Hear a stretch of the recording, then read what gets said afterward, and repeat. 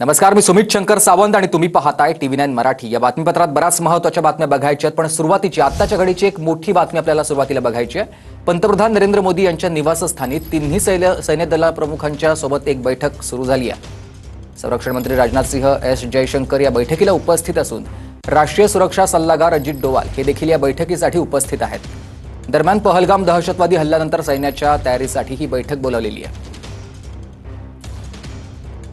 दृश्य आपण बघतोय, संरक्षण मंत्री राजनाथ सिंह यांची देखील या बैठकीला उपस्थिती आहे, कारण या बैठकीमध्ये पंतप्रधान नरेंद्र मोदी यांच्या अध्यक्षतेखाली या सगळ्या सैन्य दलांचा आढावा घेतला जातोय। सुरक्षेसंदर्भातला ग्राफिक्सच्या माध्यमातून बघूयात। पंतप्रधान नरेंद्र मोदी यांच्या उपस्थितीमध्ये तिन्ही सैन्य दलांच्या प्रमुखांसोबत एक मोठी बैठक सुरू झालेली आहे। पहलगाममधल्या दहशतवादी हल्ल्यानंतर सैन्याच्या तयारीसंदर्भात आढावा या बैठकीतून घेतला जातोय।